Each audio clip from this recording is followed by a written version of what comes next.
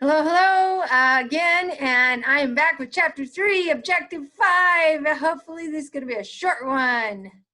And here we are sharing the screen. Let's go ahead and get started. We're going to be describing the way that anatomy is studied.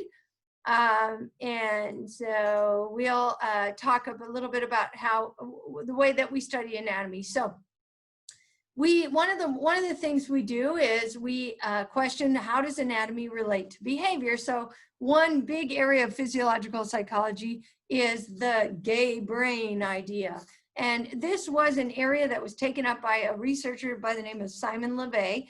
And he was interested in whether gay men have different brains than heterosexual men. And so he did that on autopsy. He actually autopsied the brains of gay men, compared them to a control group of heterosexual men who had also died and been autopsied, and found some differences there. So that's number one.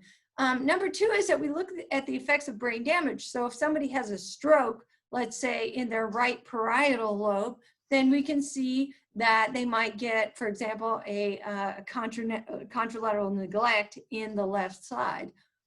But it's tough doing it with humans because a lot of times when you damage your brain, you damage more than one structure. So the damage may extend into, let's say, the frontal lobe or something like that. So sometimes it's hard to tell.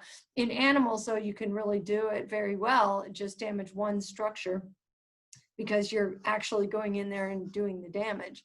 Another way in which we've done the effects of brain damage, not really brain damage, but is that you can use a magnetic field. And a magnetic field is just a magnet on top of the head. And by doing so, different strengths of magnet can turn off brain areas temporarily. Also, you can stimulate brain areas with magnets.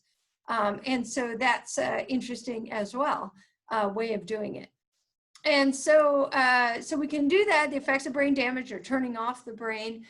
We can also do it using stimulation. And you can actually, I think I talked about before, going into the somatosensory cortex and stimulating a little area of electricity and then feeling a tingling in your hand or something like that.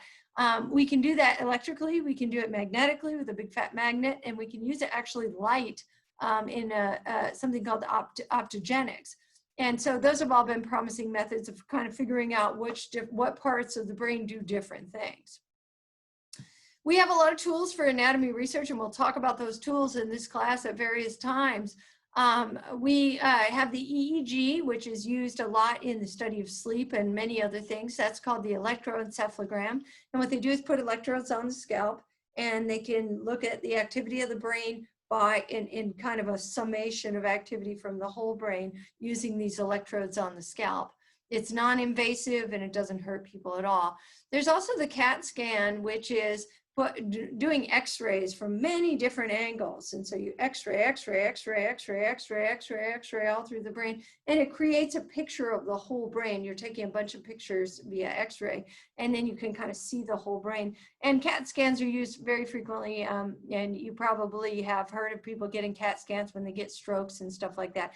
The MRI is very similar, works a slightly different way, but it gives you a picture of the brain. You can see damage. It gives you the structure of the brain, but it doesn't really tell you how different parts are working, but it does give you the structure.